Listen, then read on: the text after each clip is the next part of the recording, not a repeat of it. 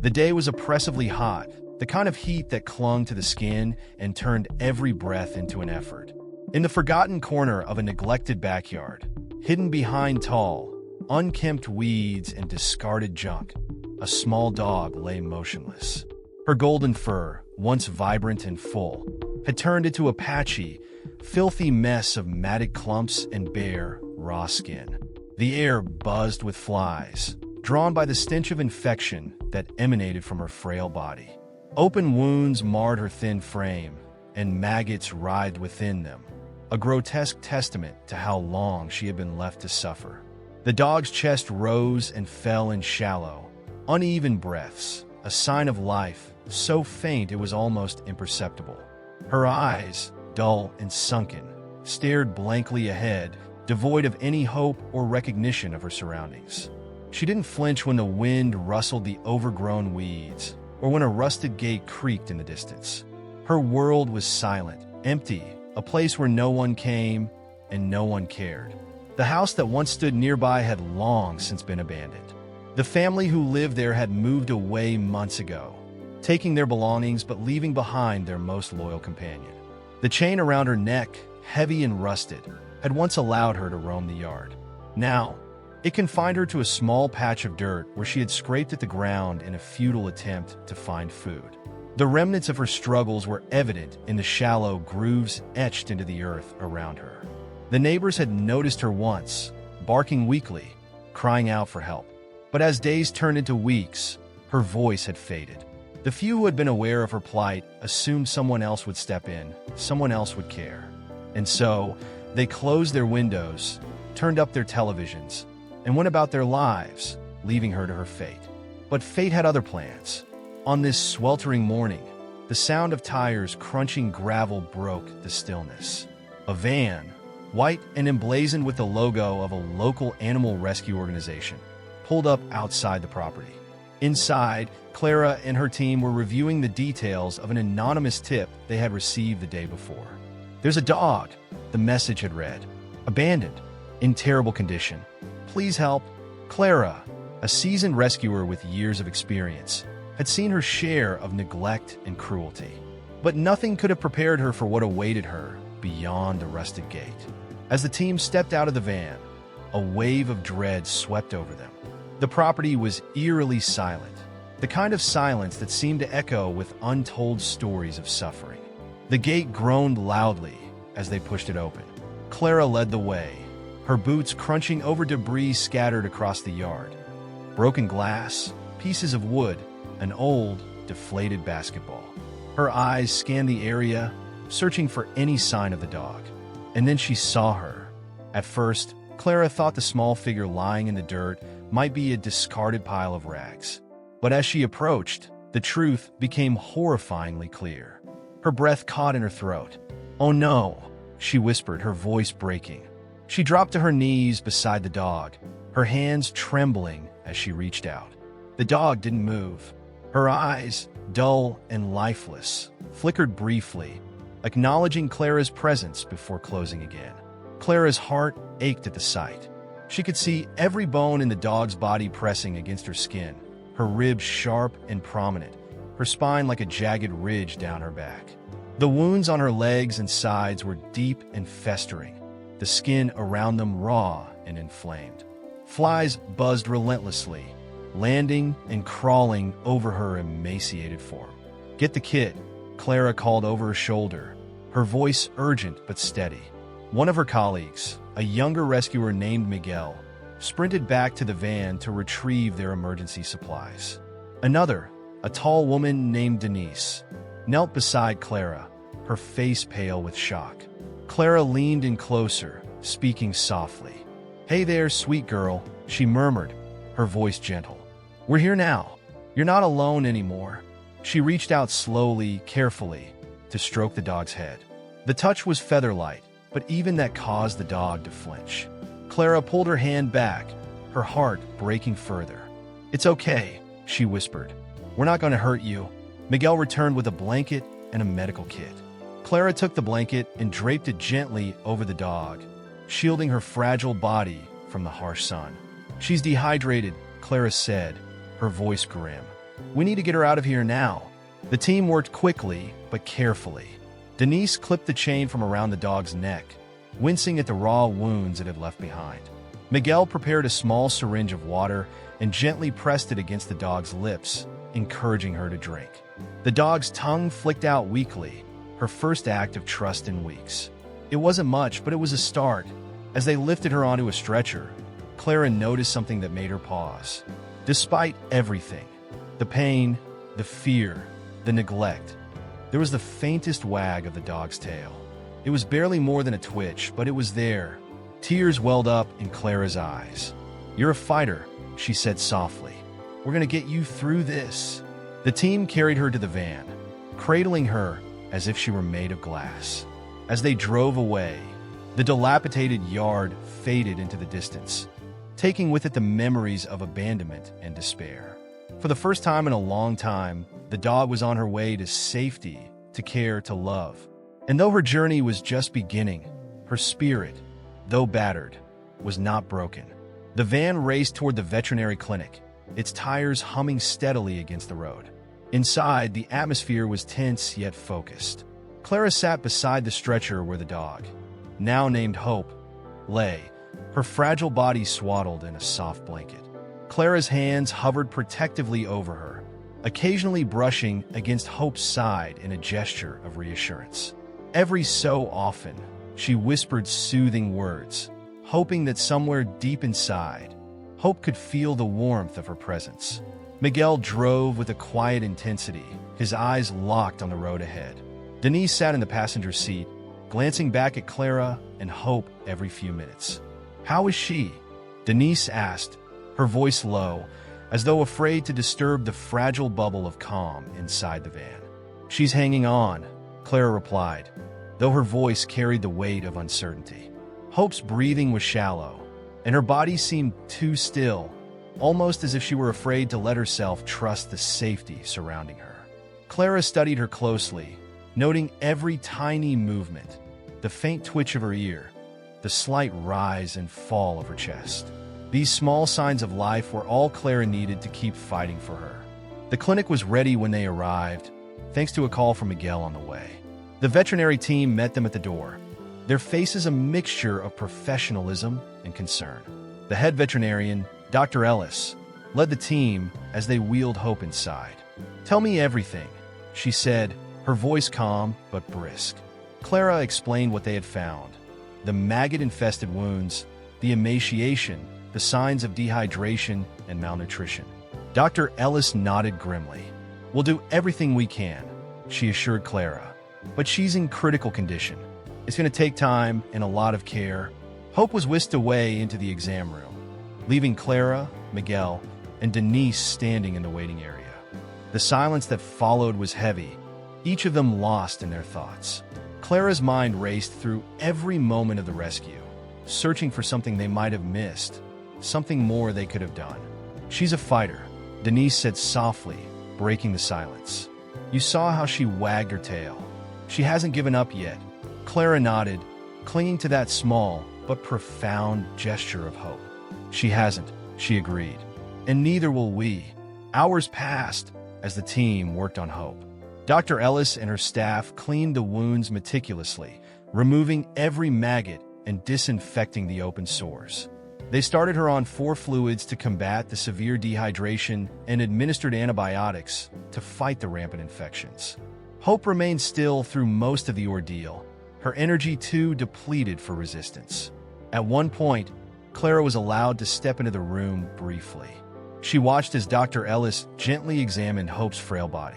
"She's severely malnourished," the vet said. "Her body has been consuming itself to survive. It's a miracle she's still alive." Clara's throat tightened. She reached out and placed her hand lightly on Hope's paw. "You're stronger than anyone knows," she whispered. Hope's eyelids fluttered, and Clara swore she saw the faintest glimmer of acknowledgement in those tired eyes. By evening, the initial emergency care was complete. Dr. Ellis met the rescue team in the waiting area, her face a mixture of exhaustion and cautious optimism. "She's stable for now," she said, "but the next 24 hours will be critical. She's not out of the woods yet." Clara exhaled a breath she hadn't realized she was holding. "Can I stay with her?" she asked, her voice resolute. Dr. Ellis hesitated for a moment before nodding. "Just be careful not to overstimulate her. She needs rest more than anything." Clara spent that night sitting by Hope's side in the quiet of the clinic. The room was dimly lit, and the rhythmic beeping of monitors provided a strange sense of comfort. Clara spoke softly, sharing stories of other rescues, stories of survival, of dogs who had found their way back to joy and love. She hoped her words would reach Hope, would plant a seed of determination in her fragile heart. Hours dragged on, and the weight of exhaustion pressed down on Clara. She fought the pull of sleep, unwilling to let Hope face the night alone. But as dawn began to creep in through the windows, she noticed something that made her heart skip a beat. Hope's tail twitched again, just once, but enough to bring tears to Clara's eyes. The following morning, the team returned to the clinic, eager for an update. Dr. Ellis greeted them with a tired smile. "She made it through the night," she said. "That's a good sign." The news sparked a wave of relief among the rescuers, but they knew the road ahead was still long. Over the next several days, Hope remained under the clinic's care, her condition monitored closely. She began to respond to the 4 fluids and antibiotics, her body slowly reclaiming its strength. Small victories marked her progress. The first time she lifted her head, the first time she drank water on her own. Clara visited every day, her bond with Hope growing deeper with each interaction. She spoke to her in soft tones, offering treats and gentle touches. At first, Hope was hesitant, her movements tentative and cautious. But gradually, she began to trust Clara's presence, leaning into her touch and meeting her gaze with something that resembled gratitude. The day Hope took her first steps was a moment of quiet triumph. Clara had coaxed her gently, holding her arms open and encouraging her with soft words. Hope's legs wobbled beneath her, but she pushed forward, one shaky step at a time, until she reached Clara's outstretched hands. It was a moment Clara would never forget, the turning point in Hope's journey from survival to recovery. As the days turned into weeks, Hope's transformation continued. Though still frail, her eyes began to shine with a newfound brightness. Her tail wagged more often, a sign that the spark of life within her had not only survived but was beginning to thrive. And with every small step forward, Clara's determination to see her fully healed grew stronger. Hope was no longer just a rescue case. She was a symbol of resilience, a reminder of why Clara and her team did what they did. And though the road ahead was still uncertain, one thing was clear. Hope was not just fighting for her life. She was learning to live again. Hope's recovery was a slow and delicate process, requiring patience and an unshakable commitment from Clara and the veterinary team. After the critical phase had passed, Hope was transferred to a quiet room in the clinic where she could begin her rehabilitation in earnest. Clara, who had been by her side since the rescue, took on the role of primary caretaker, visiting daily and ensuring Hope knew she wasn't alone. The first few days were cautious and quiet. Hope remained wary of her surroundings, her trust in humans still fragile. Clara moved carefully, aware that even the smallest movement could send Hope retreating into herself. Every interaction was gentle and deliberate. Clara would sit near Hope, never too close, and speak softly, recounting stories of other rescues and the happy endings they had found. She didn't know if Hope understood, but she hoped the sound of her voice conveyed safety and warmth. Feeding time was a challenge. Hope, having lived so long on scraps or nothing at all, had to be coaxed into eating. At first, she would sniff the food warily, her thin body trembling as if expecting it to be taken away. Clara sat with her, holding the bowl steady and whispering words of encouragement. Eventually, Hope began to take small bites, her eyes darting nervously around the room. It was a painstaking process, but each bite was a victory, a step closer to health. The first breakthrough came unexpectedly. One afternoon, Clara entered the room carrying a soft blanket she had brought from home. It was lavender in color, warm and plush, with a faint scent of lavender detergent. Clara laid it out near Hope's bed and sat down, expecting nothing more than her usual quiet companionship. But as she spoke to Hope, the dog did something she hadn't done before. She scooted forward just a few inches and rested her head on the edge of the blanket.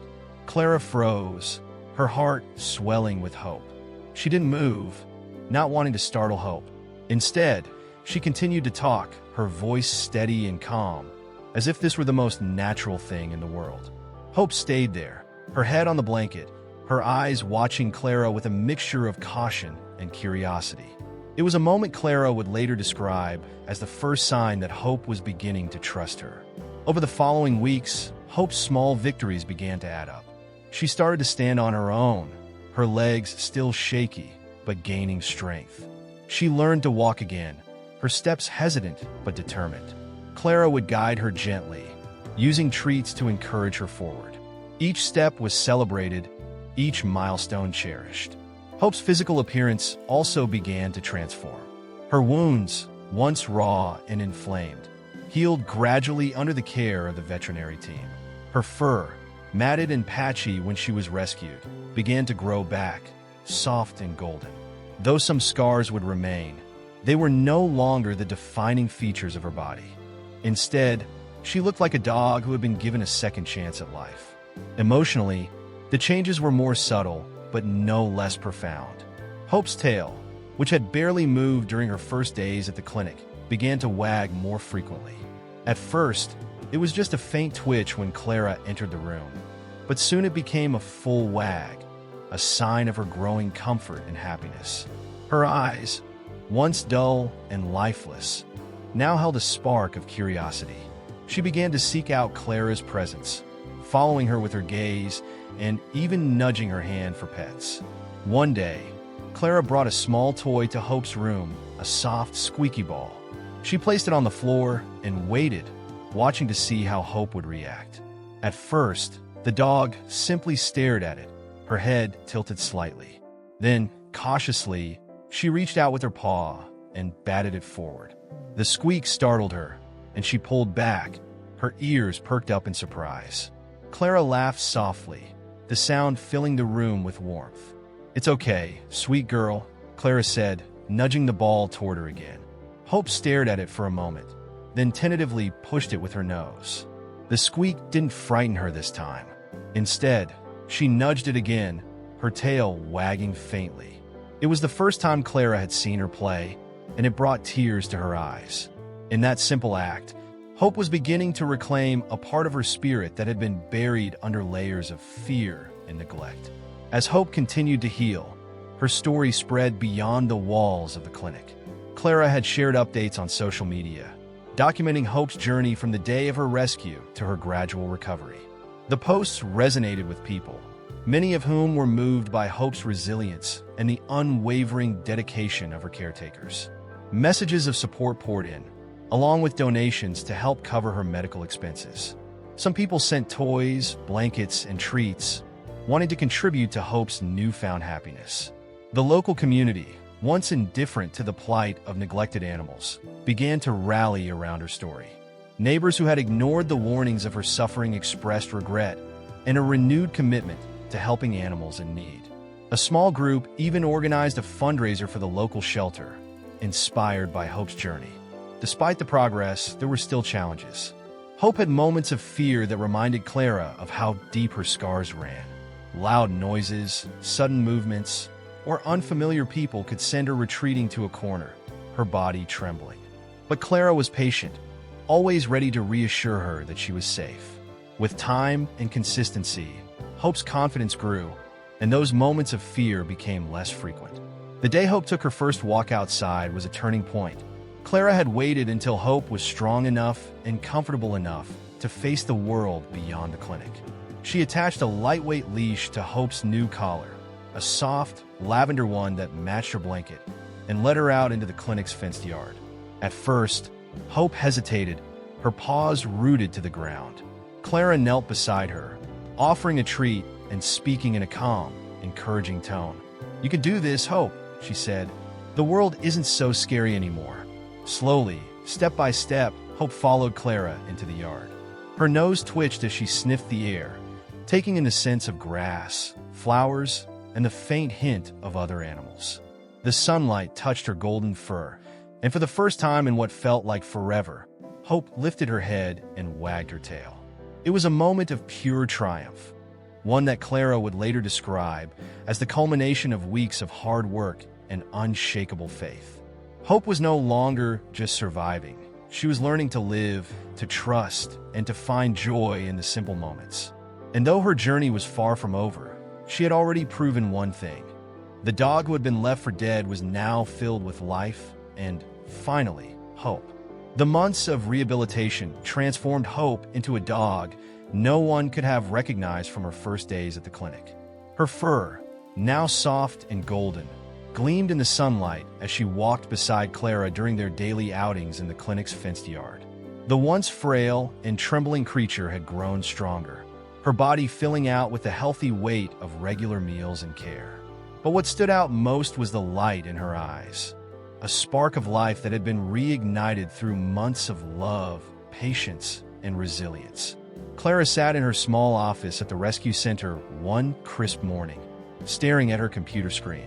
Hope's adoption profile was live, complete with photos that showed her transformation. The text below detailed her story, from the heartbreaking neglect she had endured to her inspiring recovery. Clara's heart was heavy as she typed the final words. Hope is looking for a forever home where she will be loved unconditionally. She deserves nothing less. Though Clara knew this day would come, it didn't make it easier. She had grown deeply attached to Hope, their bond forged through countless hours of care and companionship. But Clara's role wasn't to keep every dog she rescued. It was to ensure they found homes where they could thrive. Still, letting go of Hope would be one of the hardest things she'd ever done. The response to Hope's profile was overwhelming. Dozens of applications poured in from families eager to welcome her into their lives. Clara sifted through each one carefully, looking for the perfect match. It wasn't just about finding someone who wanted a dog. It was about finding someone who understood what Hope had been through and who could offer her the stability and love she needed. After days of deliberation, Clara narrowed the list down to one family. The Andersons, a kind couple with 2 young children, seemed like the perfect fit. They lived in a quiet neighborhood with a large, fenced yard where Hope could run and play. They had experience with rescue animals and had written a heartfelt letter about their desire to give Hope the life she deserved. Clara arranged a meeting at the rescue center. When the Andersons arrived, Hope greeted them with cautious curiosity, her tail wagging slowly as she sniffed their outstretched hands. The children, a boy and a girl no older than 7, sat on the ground and waited patiently for Hope to approach. Clara watched as Hope took tentative steps toward them, her nose twitching as she investigated. The girl giggled softly when Hope licked her hand, and the boy gently scratched behind her ears.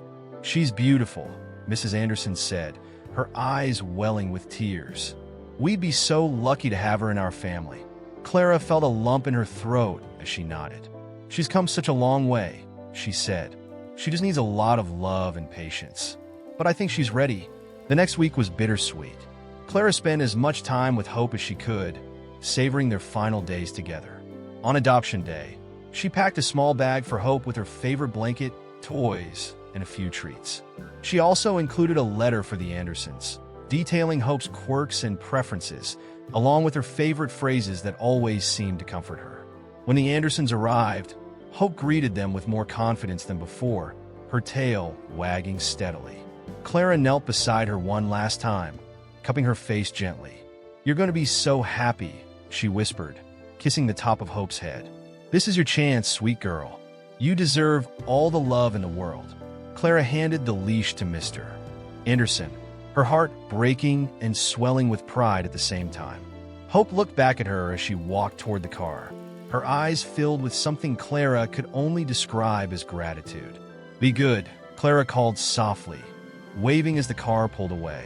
The days that followed were strange for Clara. The rescue center was busy, as always, with new animals coming in and others being adopted. But the absence of Hope left a void. Clara found herself looking at photos and videos of Hope on her phone, smiling through tears as she watched the dog's journey unfold all over again. A month later, Clara received an email from the Andersons. The subject line read, "Hope's New Life." Attached were several photos and a video. The first photo showed Hope lying on a plush dog bed in front of a crackling fireplace, her eyes half closed in contentment. Another showed her bounding through the Andersons' yard, her golden fur glowing in the sunlight as the children chased after her. In the video, Hope was playing tug-of-war with Mr. Anderson, her tail wagging furiously as she growled playfully. "She's doing amazing," the email read. "She's settled in so well and has become an inseparable part of our family. Thank you for saving her and giving her the chance to find us. We're so grateful." Clara read the message several times, her heart swelling with pride and joy. Hope had found the life she was always meant to have, a life filled with love, laughter, and the safety she had been denied for so long. Though Clara missed Hope dearly, she knew this was the happiest ending she could have hoped for. And as she closed her laptop, ready to return to her work at the rescue center, she reminded herself of the countless other animals who still needed her.